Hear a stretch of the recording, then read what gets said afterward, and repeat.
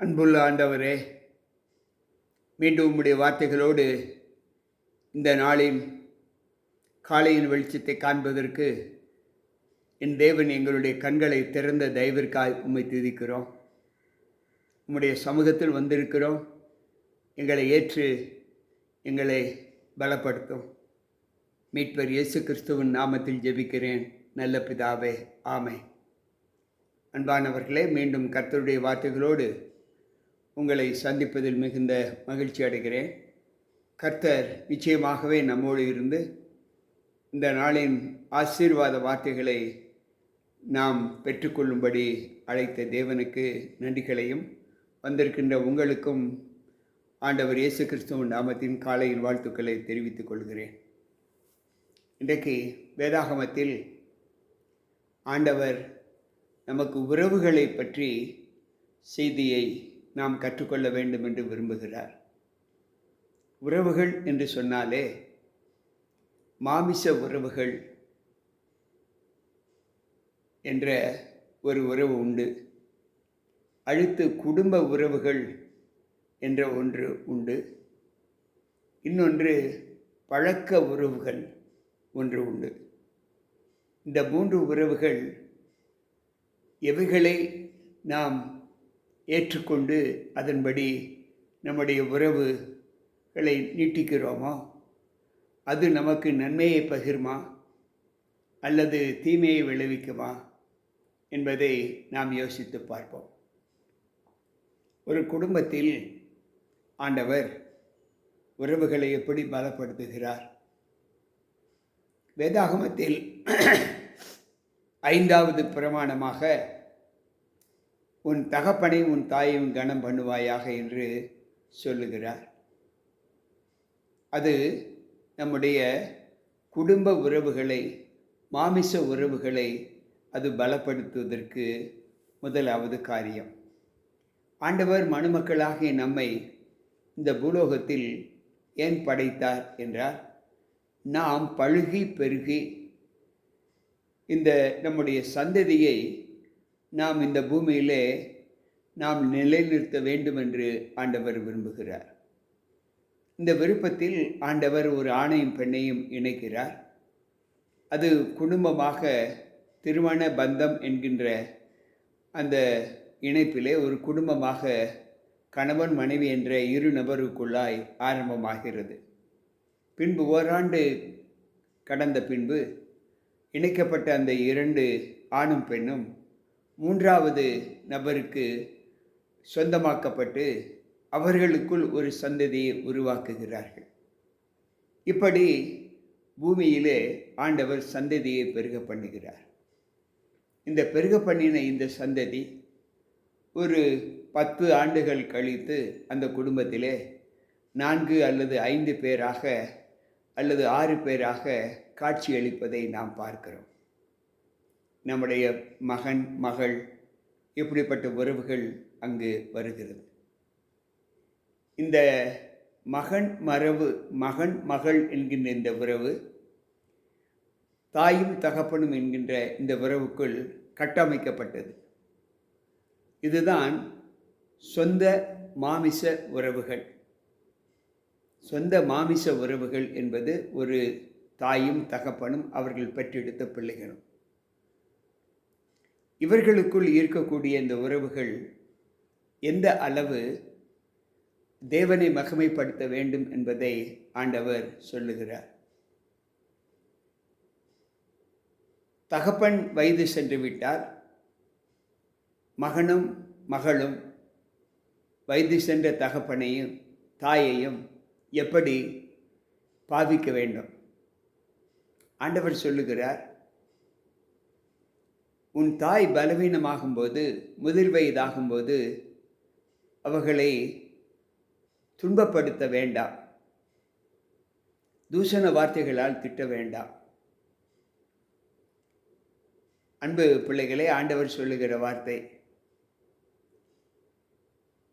தாயை லட்சை உண்டாக்கக்கூடிய அளவிற்கு, தகப்பனை லட்சை உண்டாக்கக்கூடிய அளவிற்கு நம்முடைய வாய்மொழிகள் இருக்க வேண்டாம். ஏனென்றால் அவர்களுக்கு முன்பாக நாம் வாய் திறக்கக்கூடாது. ஏனென்றால் இன்றைக்கு நாம் பேசுவதை கற்றுக் கொடுத்தவர்கள் நம்முடைய தகப்பனும் தாயும் தான், ஆண்டவருடைய ஒத்தாசையிலே. அப்படி இருக்கும்போது நாம் வாலிப பிராயத்தில் வயது சென்ற பெற்றோர்களை நாம் இணக்கமாகத்தான் அவர்கள் கூட இருக்க வேண்டுமே தவிர, நாம் வளர்ந்து விட்டோம், அவர்கள் வயது சென்றவர்கள் ஆகிவிட்டதற்கு பின்பு எந்தவித இருதயத்தை நோகக்கூடிய அளவிற்கு பேச்சுக்கள், வாய்மொழிகள் இருக்கக்கூடாது என்று ஆண்டவர் சொல்லுகிறார். தகப்பனையும் தாயையும் நிந்திக்கிறவன் கொல்லப்பட வேண்டும் என்று ஞானி சொல்லுகிறார். அன்பு பிள்ளைகளை, அப்படி நிந்தித்தால், அப்படி அந்த சூழ்நிலை வருமென்றால், இந்த உலகத்தில் அநேக பெற்றோர்கள் பிள்ளையற்றவர்களாக காணப்படுவார்கள், அல்லது அநேக பிள்ளைகள் பெற்றோர்கள் அற்றவர்களாக காணப்படுவார்கள். எனவே எந்த நிலையிலும் நம்முடைய மாமிச உறவு துண்டிக்கப்படாமல் இருக்க வேண்டும். அப்படி மாமிச உறவுகள் துண்டிக்கப்படாமல் இருக்க வேண்டுமென்றால், நாம் அவர்களுக்குள் இருக்கக்கூடிய இணக்கம், அதாவது அன்பு, மிகுந்த ஒரு பலனை கொடுக்கக்கூடியதாய் காணப்பட வேண்டும். ஒரு சிறு குடும்பம் இந்த உலகத்தை ஆள்வதற்கு ஆண்டவர் ஆசீர்வதித்திருக்கிறார். யோசித்து பார்ப்போம். ஆதாம் ஏவாளை ஏதேனிலே ஆண்டவர் படைத்தார். அந்த படைப்பிலே அவர்களுக்கு பின் ஒரு சந்ததியை உருவாக்கினார். அந்த சந்ததி இன்றைக்கு உலகம் முழுவதும் பழுகு பெருகி இருப்பதை நாம் பார்க்கிறோம். முதல் ஆணும் பெண்ணும், அதாவது முதல் தகப்பனும் தாயும் தான் ஆதாம் ஏவாள். இந்த உலகத்தில் உள்ள அனைத்து மனுஷ சஞ்சாரத்திற்கு அவர்கள்தான் காரணம், மூல காரணம். அவர்களிலிருந்து தான் சந்ததி உருவாகிற்று என்று இங்கு வேதம் சொல்லுகிறது. விஞ்ஞானம் சொல்லுகிறது, டார்வின் தியரியிலே மனிதன் குரங்கிலிருந்து கொஞ்சம் கொஞ்சமாக மாறுபட்டு பிறந்தான் என்று. அன்பு பிள்ளைகளே, அதை நாம் ஒரு புறம் ஒதுக்கிவிட்டு, இன்றைக்கு நமக்குள் கொடுக்கப்பட்ட இந்த உறவுகள் எப்படிப்பட்டது? மனிதர்கள் சொல்லுகிறார்கள், விஞ்ஞானம் சொல்லுகிறது, டார்வின் தியரி சொல்லுகிறது, மனிதன் குரங்கிலிருந்து பிறந்தான். இன்றைக்கு எத்தனையோ விஞ்ஞானங்கள் எவ்வளவு பெருக்கமாய் வளர்ந்து விட்டதை நாம் பார்க்கிறோம். நாம் நினைக்கக்கூடாத, நாம் நினைத்து பார்க்கக்கூடாத, பார்க்க முடியாத செய்திகளை, சம்பவங்களை, உருவாக்குதலை நாம் பார்த்து கொண்டு இருக்கிறோம். எத்தனையோ பேர் பெற்றோர்கள் பிள்ளை இல்லாமல் இருப்பதையும் நாம் பார்க்கிறோம். அந்த விஞ்ஞானத்தினால் அவர்களுக்கு ஒரு பிள்ளையை உண்டாக்க முடியுமா? இல்லை. மாற்று விந்து எடுத்து தான் உருவாக்கக்கூடிய ஒரு நிலையை இங்கு விஞ்ஞானம் கண்டுபிடித்து இருக்கிறதே தவிர, பிள்ளை இல்லாத ஒரு பெற்றோர்களுக்கு பிள்ளை கொடுக்கக்கூடிய ஒரு இணக்கத்தை, ஒரு வசதியை, ஒரு ஆராய்ச்சியை இதுவரை மனிதர்கள் கண்டுபிடித்தது இல்லை என்று வேதம் சொல்லுகிறது. அன்பு பிள்ளைகளே, வேதாகமத்தில் நாம் சற்று ஆராய்ந்து பார்க்கக்கூடிய நிலைகளிலே நாம் நம்மை ஒப்புக் கொடுக்க வேண்டும்.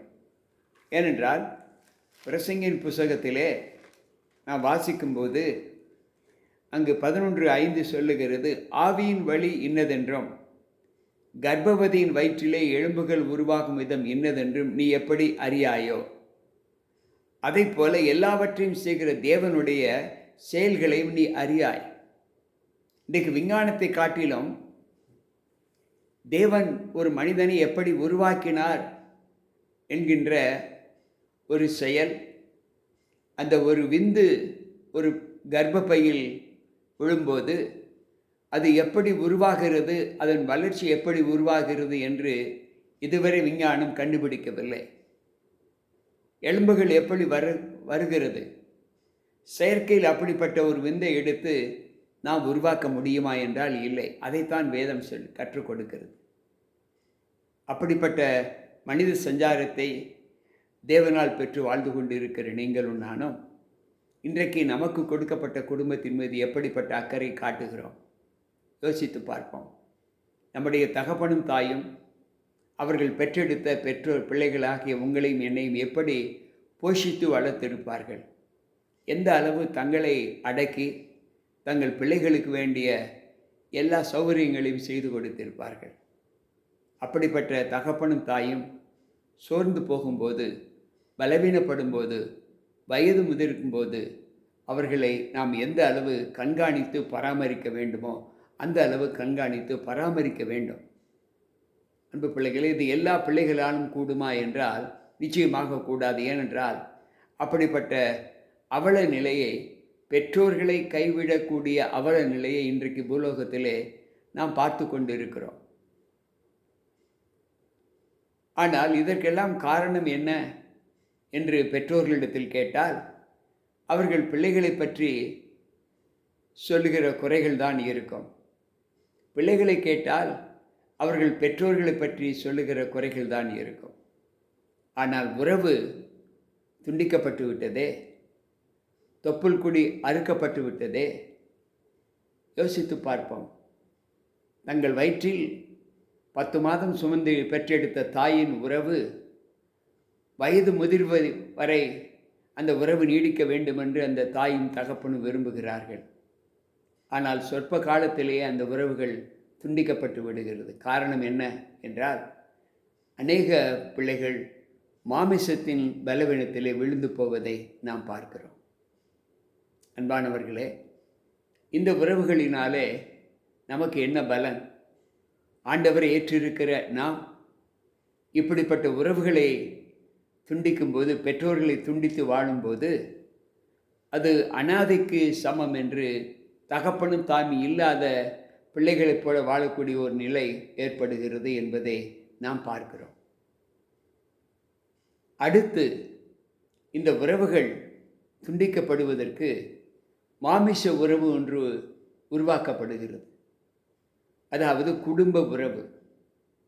இது குடும்ப உறவு.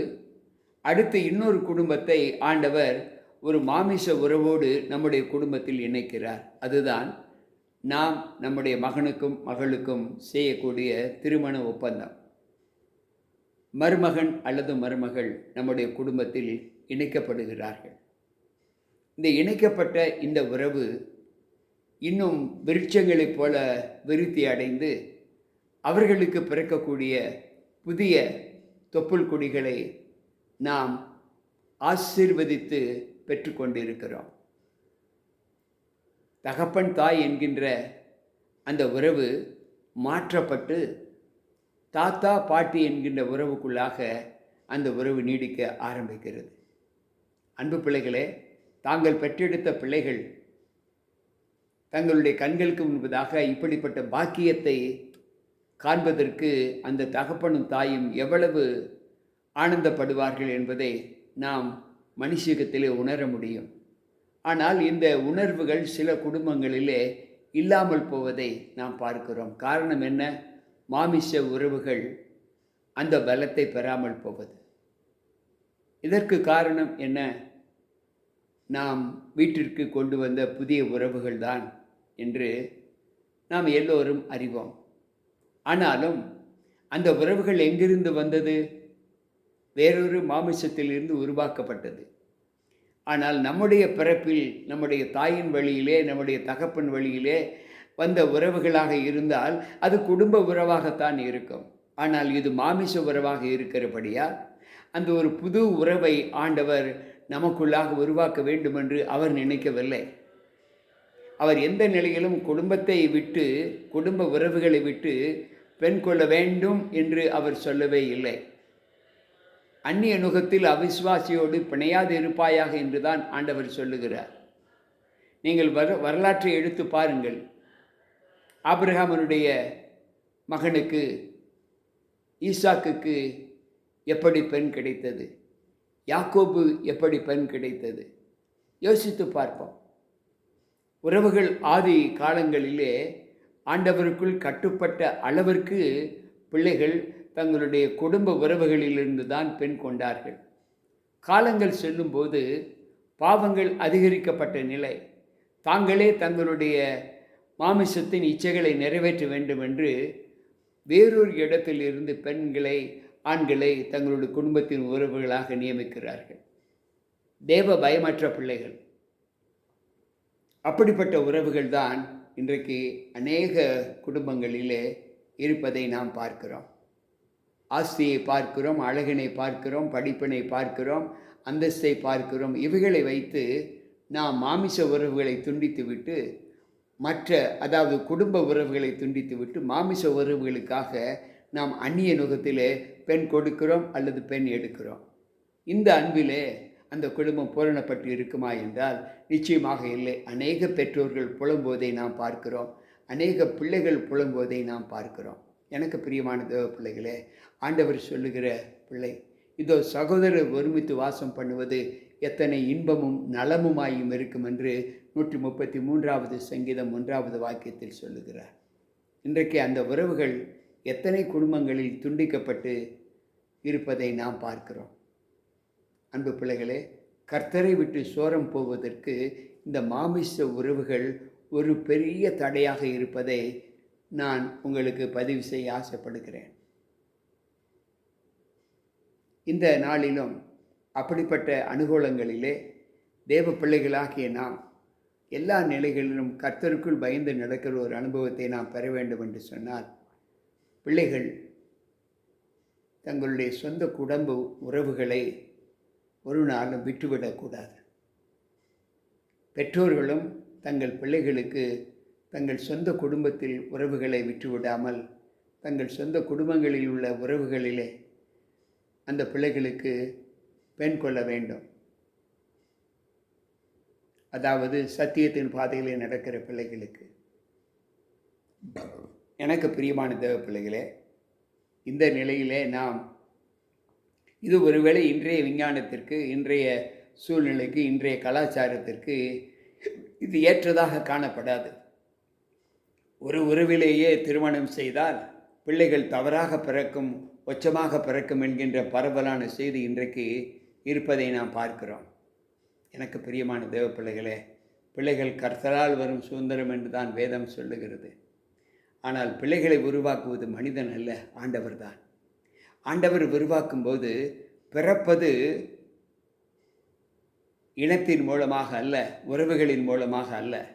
சரீரத்தின் பலவீனம்தான் அந்த பிள்ளைகளுக்கு இருக்கக்கூடிய கர்ப்பத்தின் கனிகளை அப்படிப்பட்ட பிறப்புக்குள்ளாக உள்ளாக்குகிறதே தவிர, உறவுகளின் நிமித்தம் இப்படி ஆகிவிட்டது என்று சொல்வதற்கு இடமில்லை. அதை வேதம் ஒரு நாளும் ஒத்துக்கொள்வது இல்லை. ஆவியானவர் சொல்லுகிற வார்த்தை என்னவென்றால், தேவனுக்குள் கட்டப்பட்டு இருக்கிற நாம் எந்த நிலையிலும் நம்முடைய குடும்பத்தை விட்டு கட்டவிழ்த்து வெளியிலே செல்லக்கூடாது என்று ஆண்டவர் சொல்லுகிறார். அந்த வெளி உறவுகள் தேவனுடைய குடும்பத்தை சற்று பிரித்துவிடும் என்பதை நாம் அறிவோம். ஏனென்றால் வேதாகமத்தில் அதற்கு அநேக உதாரணங்களை நாம் பார்க்கலாம். இன்றைக்கு எனக்கு அன்பான தேவ பிள்ளைகளே, ஆண்டவர் சொல்லுகிற வார்த்தை ஏனென்றால், நம்முடைய வாழ்க்கையில் இப்படிப்பட்ட உறவுகளின் நிமித்தம் நமக்கு சஞ்சலங்களும் தவிப்புகளும் வரும். பொருளாதார ரீதியிலே நாம் பார்க்கும்போது நம்முடைய குடும்பங்கள் பின்தங்கிய நிலையில் காணப்பட்டால், அல்லது அதே குடும்பத்தின் உறவுகள் ஒரே குடும்பத்தில் முன்தங்கிய பிள்ளைகளோடும் பின்தங்கிய பிள்ளைகளோடும் இருப்பதை நாம் பார்க்கிறோம். ஆனால் இன்றைய சூழ்நிலையில் முன்னேறி இருக்கிற அந்த பிள்ளைகள் பின்னிட்டு செல்கிற பிள்ளைகளுடைய உறவுகளோடு அதிகமாக ஐக்கியம் வைத்துக் கொள்வதில்லை. ஒரே தாய் பெற்றெடுத்த பிள்ளைகள், அது ஆணாக இருக்கலாம், பெண்ணாக இருக்கலாம், அல்லது இரண்டு கலந்தும் இருக்கலாம். அன்பு பிள்ளைகளே, பூமியிலே ஆண்டவர் சொல்லுகிறார், நான் சமாதானத்தை உண்டு பண்ணுவேன், நான் வந்தேன். ஆனால் இன்றைக்கு அந்த சமாதானத்தை நாம் பெற்றிருக்கிறோமா? உலகம் தரக்கூடாத சமாதானத்தை நான் உனக்கு கொடுக்கிறேன் என்று நம் தேவன் சொல்லுகிறார். ஆனாலும் உலகம் கொடுக்கிற பிரகாரமா அல்ல, என்னுடைய சமாதானத்தை உங்களுக்கு கொடுக்க வந்தேன் என்று சொல்லுகிறார். எனக்கு பிரியமான தேவ பிள்ளைகளே, எந்த நிலையிலும் நாம் குடும்ப உறவுகளை எந்த நிலையிலும் நாம் விட்டுவிடாமல் நம்முடைய குடும்பம் ஆலமரம் போல வேறு விட்டு துளிர் விட்டு எப்படி ஆலமரத்தில் அநேக பட்சிகள் வந்து இளைப்பாறுகிறதோ அதை போல இன்றைக்கு நம்முடைய குடும்பத்தில் அநேக பட்சிகள் வந்து அமர்ந்து உருவாக வேண்டுமென்றால் இந்த உறவுகளுக்கு நாம் அதிக முக்கியத்துவம் கொடுக்க வேண்டும். அது கிறிஸ்துவை ஏற்றுக்கொண்டவர்களாக இருந்தாலும் சரி, ஏற்றுக்கொள்ளாதவர்களாக இருந்தாலும் சரி, உறவுகள் என்பது தேவனால் வடிவமைக்கப்பட்ட உருவாக்கப்பட்ட ஒன்று. எவனாகிலும் தன் சொந்த மாமிசத்தை பகைப்பானோ பகைக்க மாட்டான். ஆனால் நம்முடைய உறவு கொடி நம்முடைய பிள்ளைகளுக்கு ஏதாவது ஒன்று ஆகிவிட்டால் சிந்தனையில் கூட நாம் பிள்ளைகளிடத்தில் கேட்கிறோம். அப்படிப்பட்ட பந்தம்தான் ஆண்டவர் உங்களுக்கும் எனக்கும் கொடுத்து இருக்கிற அந்த பந்தம்.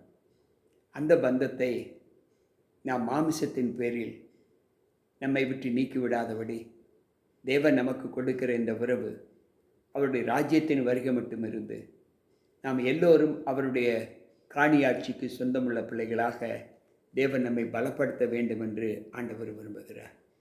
கேட்டுக்கொண்டிருக்கிற அன்பான தேவ பிள்ளைகளே, இந்த உறவுகள் எவ்வளவு முக்கியம்.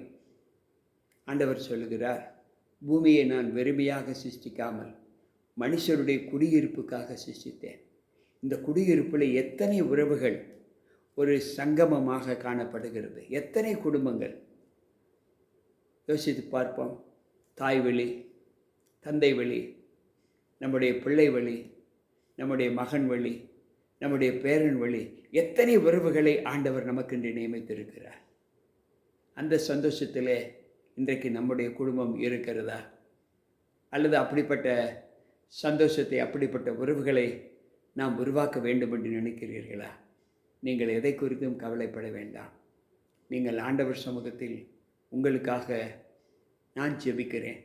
உங்கள் உறவுகள் நீடிப்பதற்கு ஆண்டவர் துணை செய்வார். வாருங்கள் ஜெபிப்போம். அன்பு ஆண்டவரே, இந்த நாளிலும் உம்முடைய சமூகத்தில் நாங்கள் கற்றுக்கொண்ட இந்த வார்த்தைகள் எங்களுடைய ஆவிக்குரிய வாழ்க்கையில் மிகுந்த பலன் கொடுக்கக்கூடியதாய் காணப்பட்டு சகோதரர் ஒருமித்து வாசம் பண்ணுகிற அந்த அனுபவத்தை, அந்த உறவை எங்களுக்கு கட்டளையிட்டீர். சிலர் அதை மாமிச பலவீனத்தினால் எங்களை விட்டு அகற்றிவிட்டோம். மீண்டும் ஆண்டவரே, நாங்கள் சேருவதற்கான பலத்தை எங்களுக்கு தாரும்.